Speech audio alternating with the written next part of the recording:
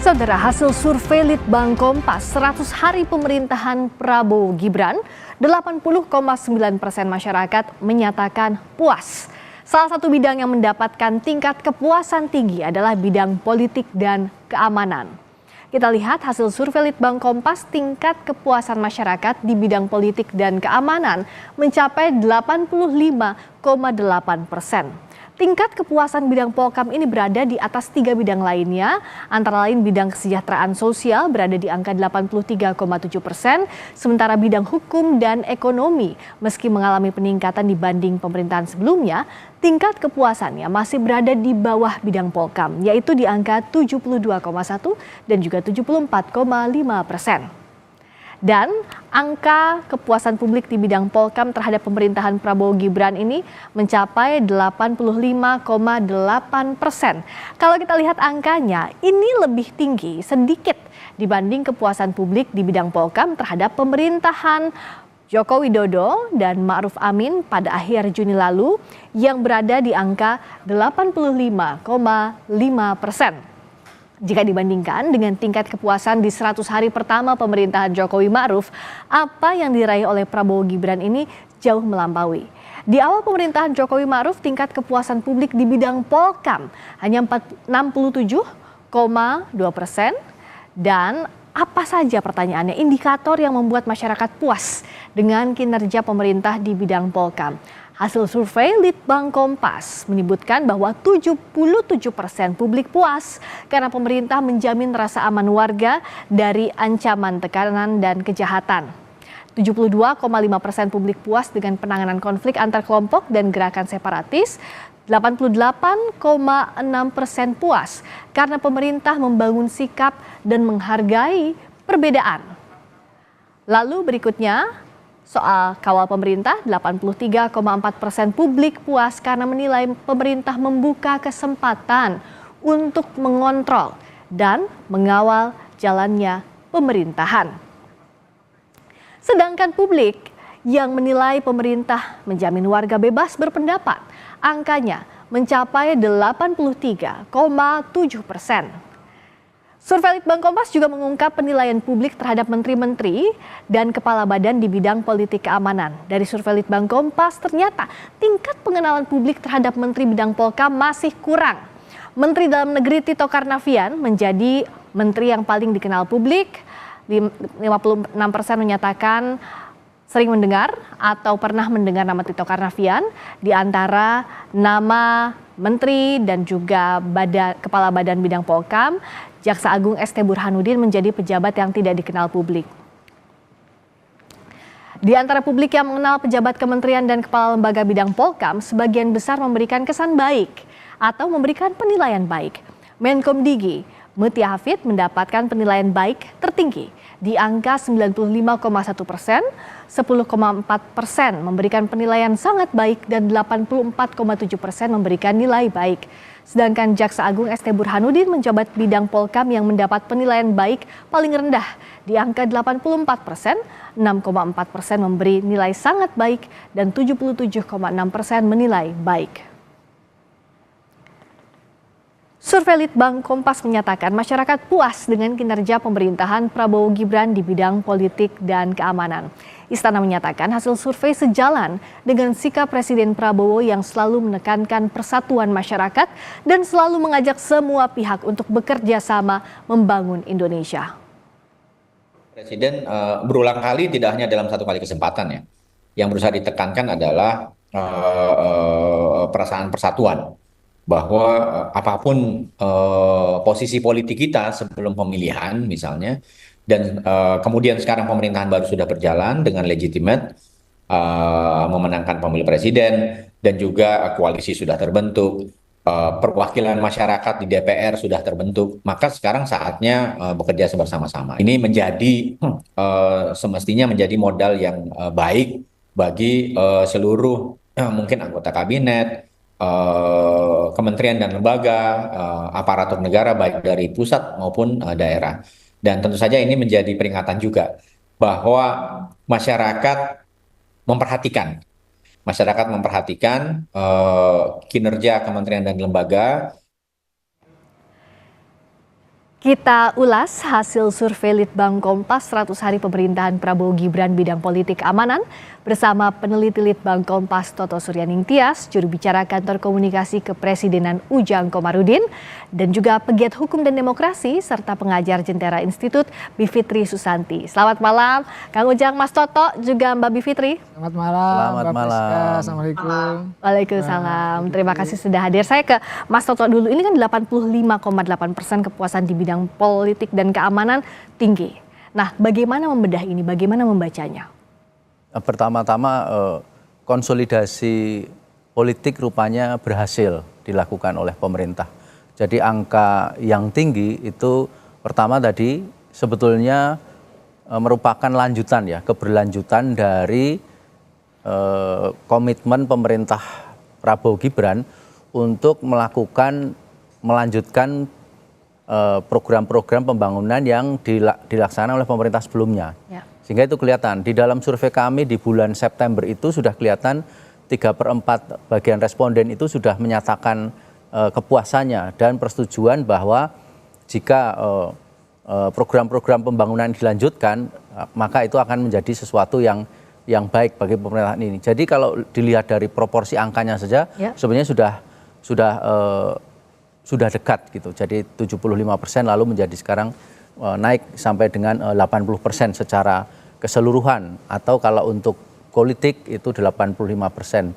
Nah, kenapa 85% kalau untuk politik? Karena memang kami amati pemerintahan ini memberi penekanan pada pilar politik itu cukup besar ya, selain juga lalu pilar kesos gitu. Jadi dua pilar ini yang menjadi sokok guru. Yang kami tidak tahu apakah ini merupakan juga kelanjutan dari pemerintahan sebelumnya, di mana dua pilar ini yang juga menjadi penunjang kalau kita menggunakan ukuran 4 pilar, 4 bidang yang selama ini kami ukur ya, politik, hukum, ekonomi, dan kesos. Ya. Nah, kalau dari Kang Ujang, apakah ya tadi ini kelanjutan dari apa yang sudah ditanamkan oleh Presiden Jokowi Ma'ruf Amin, dilanjutkan oleh Pak Prabowo juga Mas Gibran, dua sosok guru ya tadi, politik dan juga kesejahteraan sosial? Ya, Pak Prabowo tahu persis apa yang dilakukan dalam memimpin. Artinya komitmen, kebersamaan, keberlanjutan, kepemimpinan itu dilakukan. Bang Toto tadi katakan konsolidasinya sukses. Jangan lupa sebelum konsolidasi ada masa transisi. Nah, transisi juga sukses. Ketika transisi dilanjutkan dengan konsolidasi, maka inilah hasilnya stabilitas, keamanan ya, stabilitas politik yang betul-betul terjaga. Dan ini kan berefek positif kepada stabilitas ekonomi. Oleh karena itu kami memahami apa yang dinilai oleh publik, yang dipotret oleh Litbang Kompas, oleh Bang Toto, adalah sebuah fakta ya di masyarakat bahwa ini yang terjadi. Kita lihat konflik-konflik cenderung relatif tidak ada. Pilkada juga ada 1-2 yang terlihat ada ricuh-ricuh, tapi tidak ada. Secara umum dari mulai pilpres, ya, pilkada, lalu juga konsolidasi tadi hingga 3 bulan masa kepemimpinan Prabowo Gibran, ini semua sudah terkonsolidasi dengan baik. Dan Pak Prabowo selalu mengatakan, mengajak ya semua komponen bangsa termasuk partai politik untuk bersatu, bergotong royong membangun bangsa. Inilah tonggak dasar bahwa politik keamanan harus diutamakan menjadi prioritas agar semuanya stabil. Tanpa ada kestabilan ya dalam politik dan keamanan, maka kami tidak akan bisa membangun. Oleh karena itu apa yang dipotret oleh Litbang Kompas menjadi sebuah kenyataan bahwa inilah kondisi Indonesia yang aman, yang stabil, sehingga ketika investor mau datang pun sangat welcome, sangat terbuka. Dan dalam konteks itu kami bersyukur ya apa yang menjadi potret dari publik bahwa kami sudah bekerja dengan baik, sudah bekerja maksimal, maka rewardnya, hasilnya adalah kepuasan yang begitu tinggi, khususnya di bidang Polkam ini. Ya. Dan kami juga tentu ada tantangan-tantangan yang dihadapi kan. Kami ini baru bekerja kurang lebih 3 bulan, artinya kalau skala 60 bulan ke depan dalam 5 tahun itu ada 57 bulan lagi, di mana kerja kami harus lebih keras lagi, harus lebih mendukung kebijakan yang lebih berpihak kepada rakyat. Ya. Itu yang kami pegang begitu. Karena ekspektasinya tinggi, juga kerjanya harus makin keras lagi untuk pemerintah. Kalau Mbak Bivitri, ini kan tinggi angka kepuasan di bidang politik keamanan, ada transisi konsolidasi yang sudah berlangsung dengan baik. Nah, tapi sebenarnya apa yang, kalau harapannya tinggi, berarti yang diinginkan masyarakat untuk dikerjakan pemerintah pun tinggi di bidang politik dan keamanan, Mbak Bivitri? Ya, jadi pertama kita harus ingat dulu ya bahwa ini adalah survei persepsi publik. Bahkan bukan survei dari pendapat ahli ya, misalnya Rule of Law Index itu survei pendapat ahli. Ini adalah survei persepsi publik yang bahkan ada sampel populasinya ya. Saya udah baca tuh sekilas 38 provinsi betul segala macam, tapi artinya kita masih membacanya bahwa survei persepsi itu kebenarannya sebenarnya bukan kebenaran faktual, tapi itu adalah suatu kuantifikasi matematika dari pendapat publik secara umum yang kemudian ada sampelnya. Artinya kemudian kita harus membacanya dengan kritis bahwa misalnya ada persepsi, namanya persepsi ya, dia akan pertama-tama dicitrakan oleh sebuah cara-cara berkomunikasi dari penguasa, dan sebenarnya ada satu penjelasan yang menarik sekali yang namanya populisme. Nah, ini juga sudah banyak yang menulis, misalnya Aspinall 2015, Metzner 2015, bahkan di Harian Kompas tadi saya sempat search ya, karena saya tertarik dengan isu populisme dalam demokrasi ini. Di Harian Kompas saja 2024 2 orang yang sudah menulis soal itu. Yang intinya adalah yang saya maksud dengan populisme, memang ada strategi yang dengan sengaja didesain oleh pemerintahan-pemerintahan di banyak negara di dunia, termasuk Donald Trump yang baru dilantik, untuk seakan-akan dekat dan melayani masyarakat. Tapi sebenarnya dia tidak melakukan reformasi atau perbaikan-perbaikan yang dibutuhkan untuk menghasilkan demokrasi yang substantif. Nah, jadi misalnya kalau dikatakan, wah nggak ada lagi tuh persepsi orang itu ya yang disurvei, nggak ada lagi tekanan berpendapat, misalnya bebas berpendapat. Nanti dulu, karena nyatanya kita punya kasus Septia yang hari Kamis besok ya, hari Rabu akan ada putusannya karena dia speak up soal kondisi perburuhan yang dialami. Kemudian ada lagi beberapa lagi doxingnya teman-teman ICW waktu kasus OCCRP, itu juga mesti dibaca. Tapi kan tidak semua publik, apalagi yang 1.000 orang disurvei, paham isu-isu seperti itu. Itu yang saya katakan survei persepsi itu tidak menunjukkan fakta, bukan kebenaran faktual, tapi menangkap apa yang dipikirkan orang yang disurvei pada saat itu saja. Oke, nah menarik kalau kita bedah satu persatu, karena indikator yang membuat masyarakat puas dengan kinerja pemerintah di bidang Polkam ini juga kan sudah dipotret oleh Litbang Kompas. Yang pertama misalnya 88,6% puas karena pemerintah membangun sikap dan menghargai perbedaan. Nah ini seperti apa Mas Toto untuk indikator yang ini? Sikap menghargai perbedaan itu sebetulnya kita tanyakan secara apa adanya, pertanyaannya memang semacam itu, dan yang menjadi concern kami adalah indikator ini atau subindikator ini paling tinggi. Jadi capainya 88% itu paling tinggi, dan rupanya ini yang menjadi semacam penanda bahwa jika pilar politik itu ingin aman, itu salah satu ukuran yang paling rawan adalah pada titik itu, kemampuan untuk menerima perbedaan. Karena seperti yang kita tahu, kalau kemampuan di masyarakat untuk menerima perbedaan itu ada, lalu dia akan berkembang menjadi hal yang lain, yaitu kemampuan untuk meminimalkan konflik sosial. Jadi kita sekarang bisa melihat selama 3 bulan terakhir kan memang relatif minim konflik sosial. Dalam hal ini konflik sosial mungkin tidak berbentuk konflik antar suku atau konflik antar pemeluk misalnya semacam ini, bukan. Tetapi misalnya demonstrasi yang massal, itu pun bisa mendegradasi penilaian positif publik. Karena kita misalnya kita flashback kepada awal pemerintahan Jokowi periode pertama, itu banyak demonstrasi tentang pada waktu itu tentang kisruh cicak buaya jilid 2 ketika ada nama Pak Budi Gunawan yang mau dicalonkan presiden untuk menjadi Kapolri pada saat itu. Kemudian juga ada demonstrasi pada waktu itu karena bulan November-Desember itu dinaikkan harga premium dan solar waktu itu. Banyak demo juga. Kebijakan populis di situ ya Mas? Demikian juga di periode awal Jokowi di periode kedua itu juga banyak demonstrasi juga karena di situ ada revisi Undang-Undang KPK. Jadi kemampuan untuk menerima perbedaan itu juga tidak semata-mata bermakna toleransi, tetapi juga menyediakan peluang bagi kelompok atau orang lain untuk mengajukan pendapat yang berbeda, Ya. untuk memberi kesempatan solusi-solusi yang berbeda atas persoalan yang sama. Dalam ini kalau kita flashback ke belakang, contoh tadi adalah persoalan hukum kan. Ya. Apakah KPK ini harus ada dewan semacam dewan pertimbangannya, dewan pengawasan KPK, Dewas ya waktu itu. Kemudian apakah harus ada revisi dan seterusnya. Nah, kemampuan masyarakat untuk tidak terburu-buru larut dalam kemelut ini kan menandakan kedewasaan masyarakat, sehingga itu terpotret di dalam survei kami angkanya paling tinggi. Tapi sedikit menanggapi tadi Mbak Bivitri, memang betul itu bagian dari kelebihan dan kelemahan survei opini publik dan survei persepsional gitu.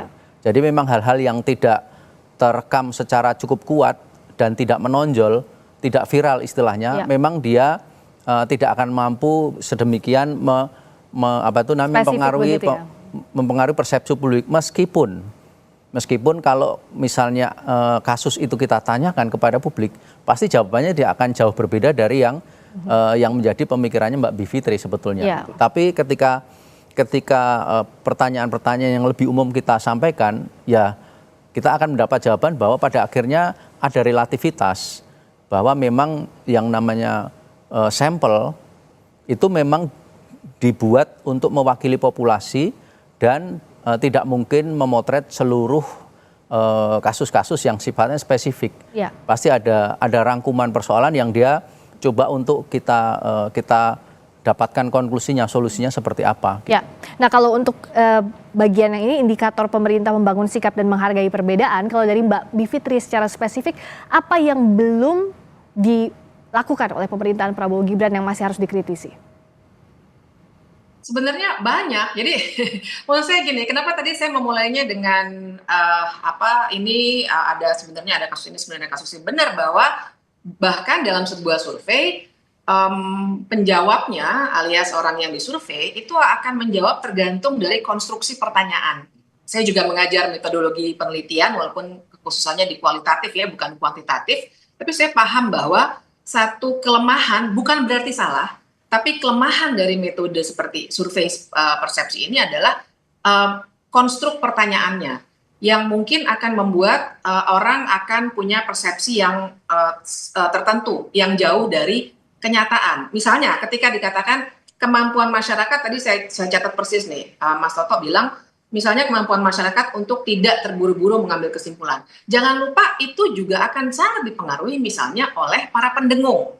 Nah misalnya itu ya, karena kita juga paham pendengung itu juga sangat aktif. Bisa dilihat misalnya ketika saya menanggapi pernyataan Pak Prabowo di media sosial, saya menanggapinya di media sosial, pernyataan Pak Prabowo itu di depan mahasiswa yang soal mengampuni koruptor, tiba-tiba media sosial saya penuh dengan buzzers yang kemudian menimpali. Jadi persepsi itulah yang kemudian diciptakan dan direkam dalam pikiran orang-orang. Sehingga kalau saya sih Mbak Friska ingin melihatnya secara dingin, ini bukan penanda keberhasilan pemerintahan. Jadi itu lebih ke persepsi ya. Masyarakat. Baik, kalau dari Kang Ujang, apakah salah satu yang membuat persepsi ini tinggi adalah pendengung-pendengung dari sisi pemerintah atau buzzers dari berbagai isu termasuk yang tadi indikatornya? Ya kami kan begini, selama metodologinya sangat jelas gitu, lalu juga dilakukan secara objektif, lalu respondennya juga mewakili, ya tentu ini bisa dipertanggungjawabkan. Kita tidak berdebat di wilayah itu. Tapi kalau hasil surveinya kita tidak perdebatkan, tapi apakah upaya pemerintah untuk menghasilkan persepsi itu? Kalau kami sih meyakini ya, ada dua prinsip yang ada di pemerintah, termasuk yang sudah disampaikan oleh Litbang Kompas, bahwa sebenarnya dua hal yang kenapa tinggi ya tingkat kepuasan itu, dan itu sudah disampaikan juga oleh Litbang, bahwa pertama itu kepemimpinan Pak Prabowo yang memang merakyat yang dianggap tegas. Dan jangan lupa Pak Prabowo ini ketika menang, ketika terpilih sudah mengalami jatuh bangun. Dan surveinya juga yang kemarin tinggi-tinggi terus, selalu naik dan menang gitu. Itu kan berbasis pada survei. Masa survei kita nggak percaya kan? Itu berbasis dengan Litbang Kompas juga, yang memotret elektabilitas hingga kemenangan begitu, dan lembaga survei yang lain. Yang pertama. Yang kedua, saya melihat bahwa ini ada program-program yang sudah dilaksanakan, yang sudah dieksekusi, ini kan menjadi bahan penilaian ataupun kalau kata Mbak Fitri sebagai persepsi gitu ya, penilaian publik terhadap pemerintah. Karena kami sudah bekerja 3 bulan ini. Kalau tadi skalanya 60 bulan gitu 5 tahun itu kami memang baru 5%, baru 3 bulan. Jadi ada 57 bulan lagi kami harus bekerja dengan baik.